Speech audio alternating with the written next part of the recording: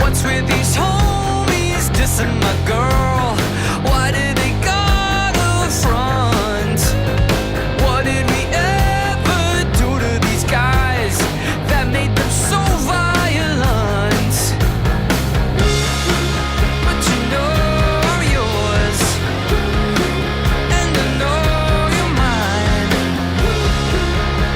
That's for a long time. We I look just like Buddy Holly. Oh, you're married to more. I don't care what they say about us anyway. I don't care about that.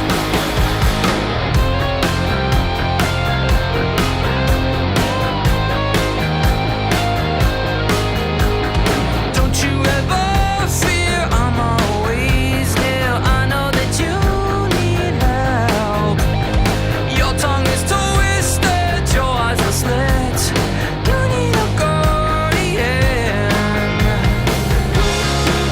and you know I'm yours, and you know you're mine.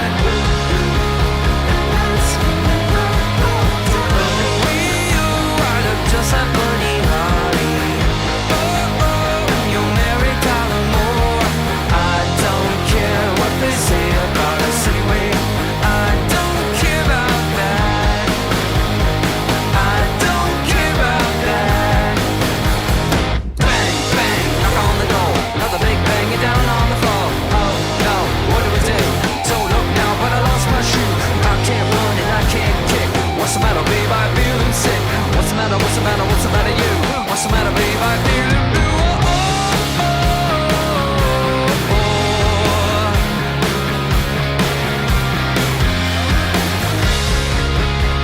That's for a long time. Ooh, I look just like Buddy Holly. Oh, you're married to more. I don't care what they say about us anyway. I don't care about that. I don't care about that. I don't care about that. I don't care about that.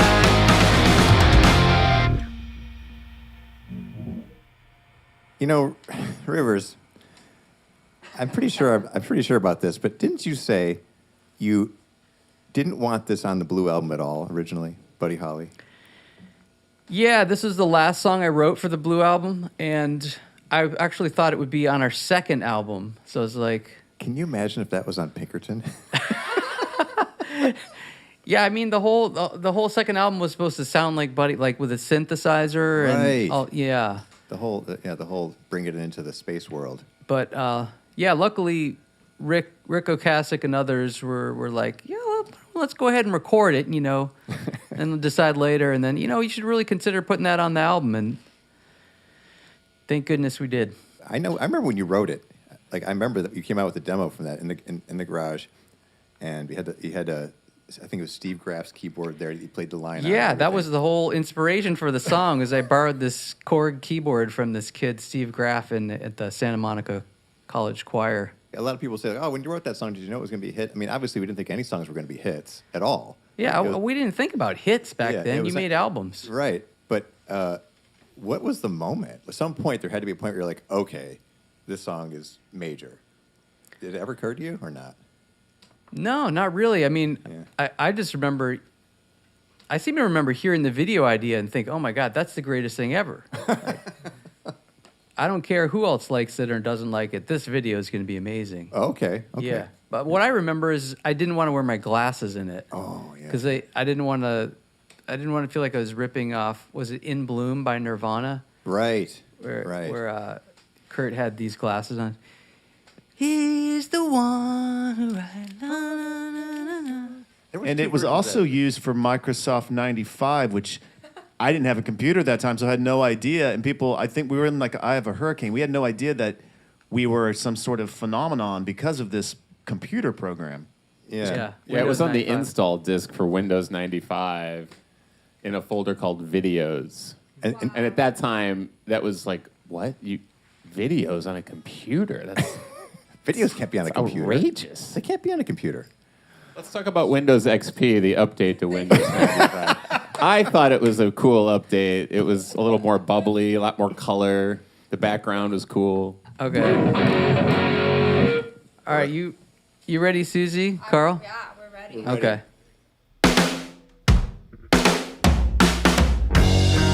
Hey, bro, how we doing, man? All right. It's been a while, man. Life's so rad. This guy's my favorite, man. Don't you love him? Yeah. Oh, man, do you want a beer? All right. Oh, man. Whoa, bro, this is my best, man. I'm so glad we're all back together and stuff. This is great, man. Yeah. Hey, do you know about the party after the show? Yeah. Oh, man, it's gonna be the best. I'm so stoked. Me be goddamn I am. I can sing and hear me, know me. If you want to destroy my sweater, hold this thread as I walk away. Hey, what's up? Not much. Did you hear about the party? Yeah. I think I'm gonna go, but my friends don't really want to go. Can I get a ride? Oh no, it gone, bye bye. Who I think I sink and I die. If you want to destroy my sweater, whoa, whoa, whoa, hold this thread as I walk away. As I walk away, I'll soon be naked, lying on the floor, lying on the floor. I've come undone.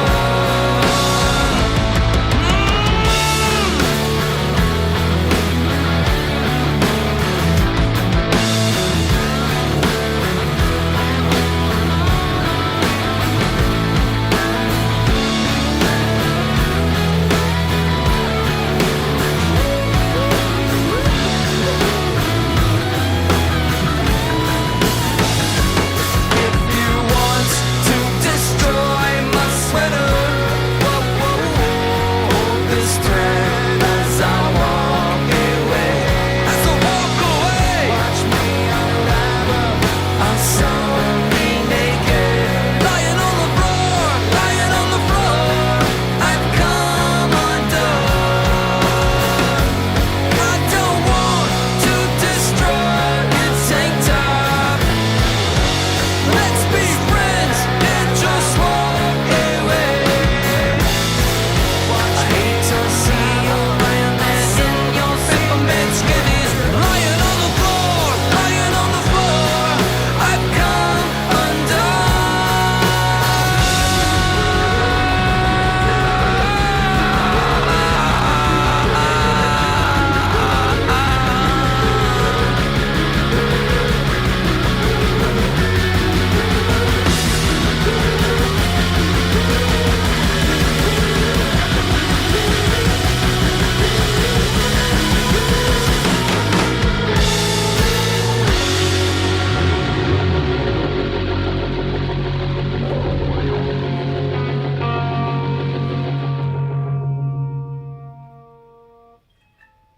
I remember when you wrote that song, Rivers, in 2914 Urban Avenue in your the tiny little apartment there. And you showed me this little piece of paper that had the lyrics on it. And I believe it was like these two conflicting thoughts on either side of the page. And, Yeah. you know, like, oh, everything's so great, everything sucks, everything's so great, everything sucks. The spirit of the bipolarity is It's still the whole, there. It's like the whole point of the whole song, kind of. Yeah. You know? And I had a question for Scott. You saw Weezer at Club Lingerie. I did see Weezer at Club Lingerie. So you must have witnessed this song being played live. I did see this song being played live. And my singer in my band, Black Elvis, at the time was like, "You got to come see this band. They're like totally nerds, but they have like heavy distorted guitars and killer melodies and songs. So it's like the Beach Boys, but filthy." I'm just like, this doesn't sound good. He's like, "No, come and see it." But I went and saw him, and I was very impressed. I'd never heard music like that or saw a band that looked like that. So to me, it was like, well, there's definitely something different and something going on here. When I heard Undone, I was like, well, this is kind of like a funny band. Like they're doing kind of a shtick, Right. right? But then when I heard Say It Ain't So, I'm like, oh, this is a serious band to be taken seriously. That totally changed my mind on Weezer. Did you say you disagreed on the singles that the label chose for this? Yeah. So my favorite song when I turned in the album was called "No One Else," and that's what I wanted to be the single. Turned in the album, and I said, I like "No One Else," but pick whatever single you want. That's your job as a record company. But whatever you do not pick the sweater song. We don't want to put that one out first because of you heard how Scott reacted to it. Yeah. And we didn't want to disappoint Scott, but we did it anyway. Brian, you must have seen an early Weezer show before you joined, too. This is true. This is how I met Rivers. That's right. Yeah. A Coconut Teaser. Best club in Was, the world. Came up with the Space Twins, and we trying to get a show with Rivers, and said, "Why are you playing this club when there's so many other clubs you could be playing?" Why were you there though? To see you. To see Weezer. Rivers said, "Well, because we don't know anybody. We don't know how to get in these clubs." Like, shit, let's exchange numbers. So that's how we first exchanged numbers. This one's called "Say It Ain't So."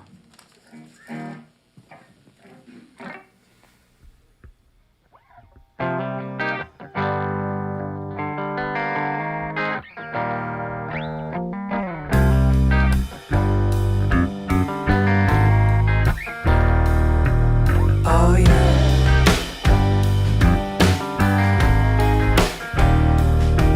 Alright.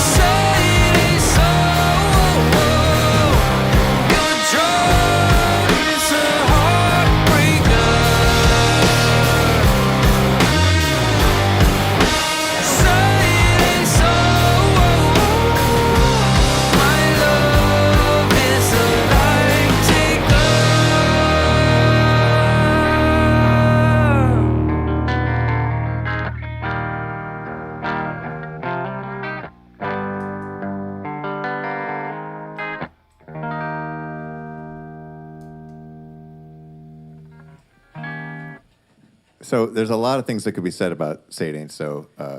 I feel like it's the emotional heart of the band, and it always seems to be like the sort of crux of any show, like just like this sort of like climactic moment.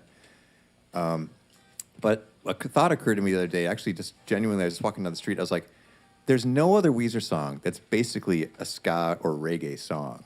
Where in the world did that come from you? Because I know your background was not really that kind of music at all.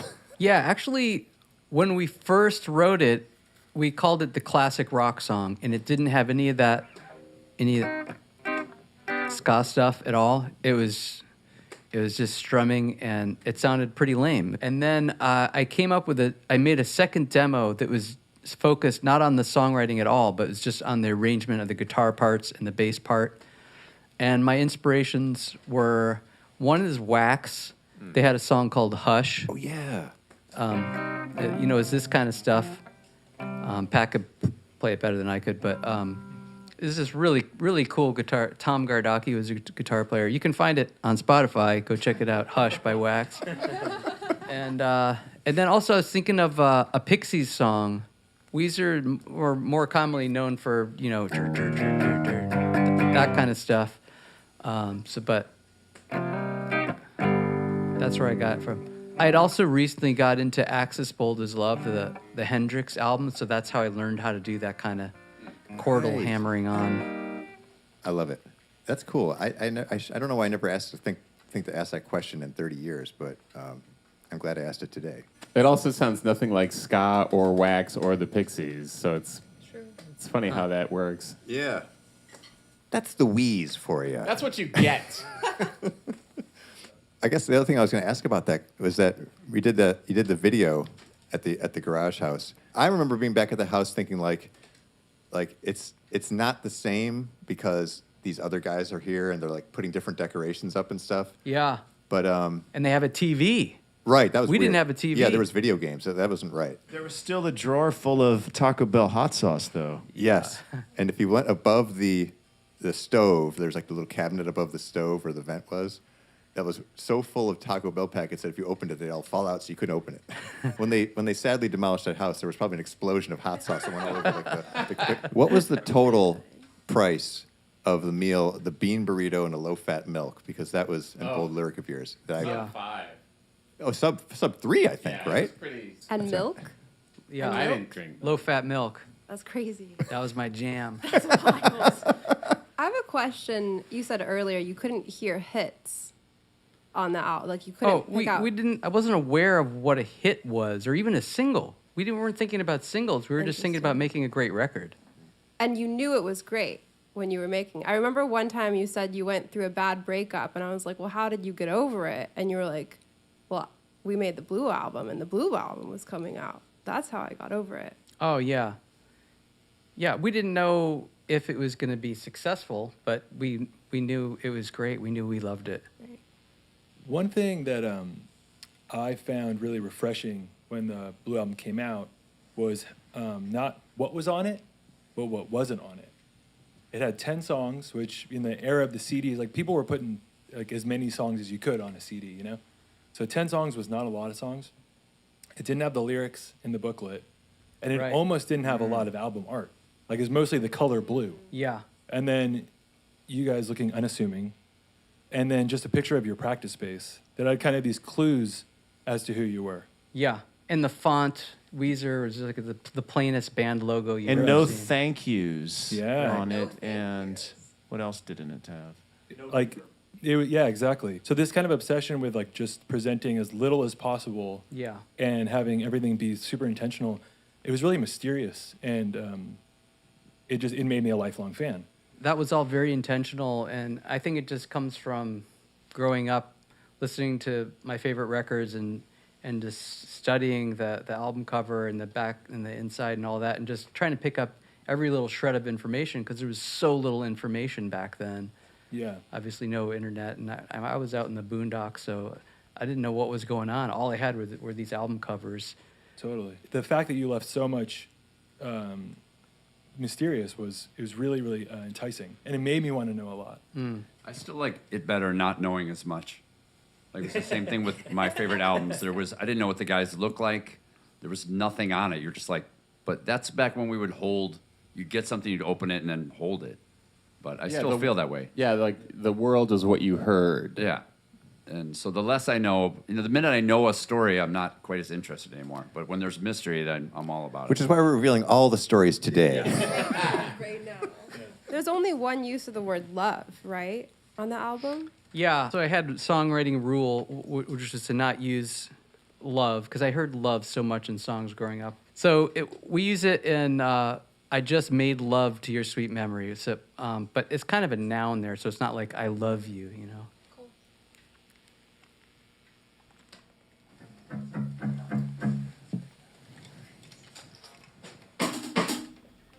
Surf Wax.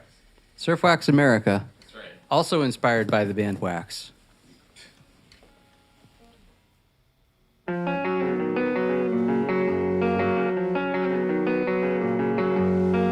The sea is foaming like a bottle of beer. The wave is coming, but I ain't got no fear. I'm marching down so that I'll go real fast. I'm marching down because it's really a blast. Going surfing cause I don't like the face. I'm bailing out because I hate the race. About to run, running round in the maze. I'm going surfing, I'm going surfing. You take your car to work, I'll take my board. And when you're out of fuel, I'm still afloat. My buddies and the honeys all come along. They seem invincible as they surf along. The sea is rolling like 1,000-pound keg. We're going surfing, we're going surfing. You take your car to work, I'll take my board. And when you're out of fuel, I'm still afloat. You take your car to work, I'll take my board. And when you're out of fuel, I'm still afloat. All along the undertow is strengthening its hold. I never thought it would come to this. Now I can never go home. All along the undertow, strengthening its hold. I never thought it would come to this. Now I can never go home.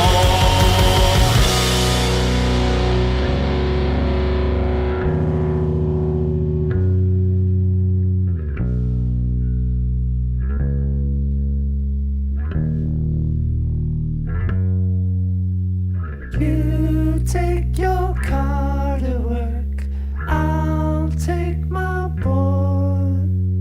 And when you're out of fuel, I'm still afloat. You take your car to tow is strengthening my soul.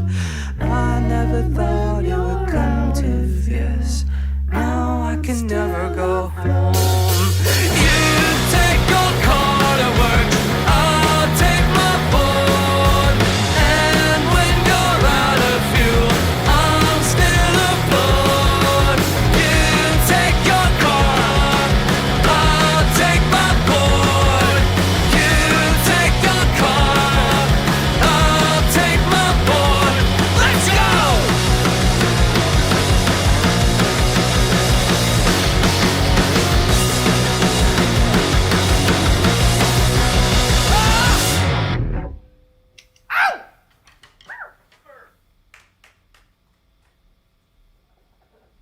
I have a question about Surf Wax. The guitar in the beginning, was that Jason Cropper? That was Is me. Pat? Pat. Okay. Yeah. You guys are, I because think- it kind of has this like alternate picking that's like Jonas. you know? Yeah. I think Jason added an embellishment or two onto Pat's riff. Yeah, it sounds like his that's style what from you're- I mean, yeah, from yeah. what I know from how, the kind Yeah, of alternate picking stuff. Jason sort of influenced that because he was always finger picking and stuff, so that was cool.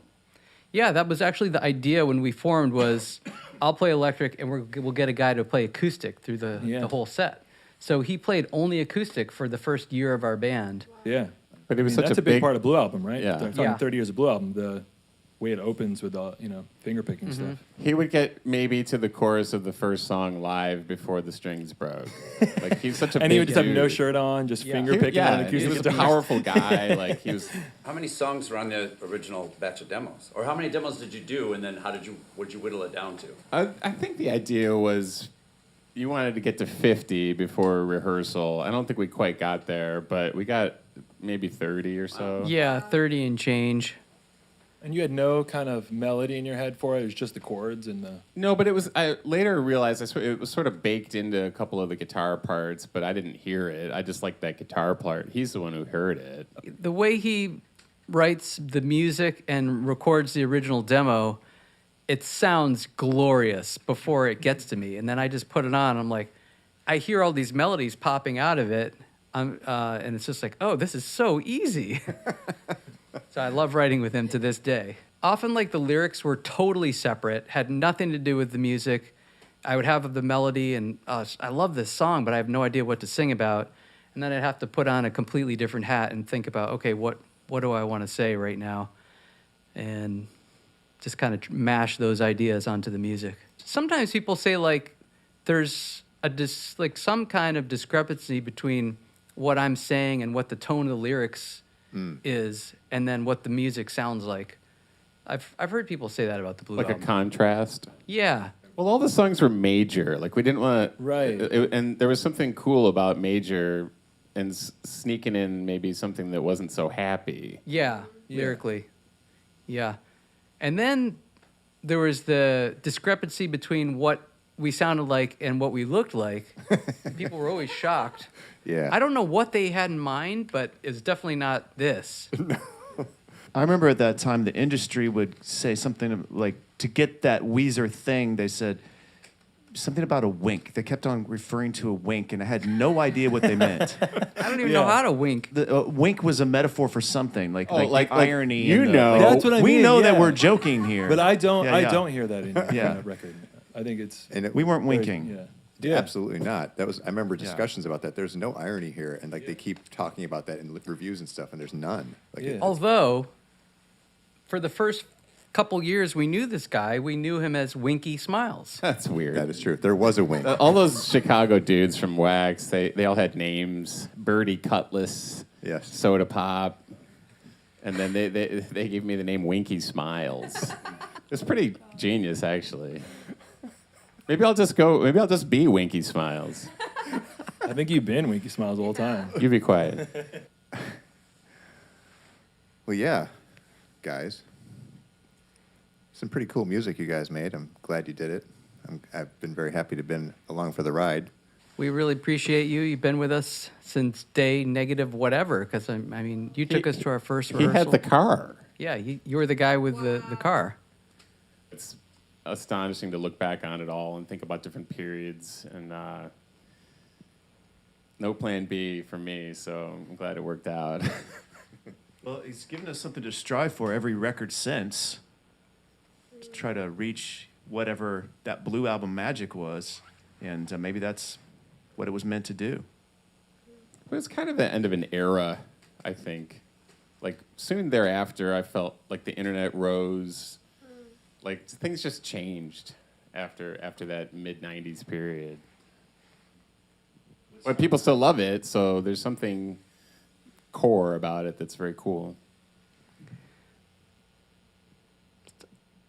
I struggle with that question, like how has it impacted me? But I just feel like it's created this whole amazing journey for us, this career.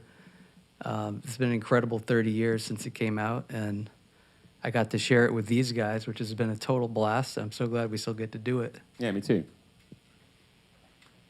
So thank you, Blue. Touched. Hell yeah. Yay!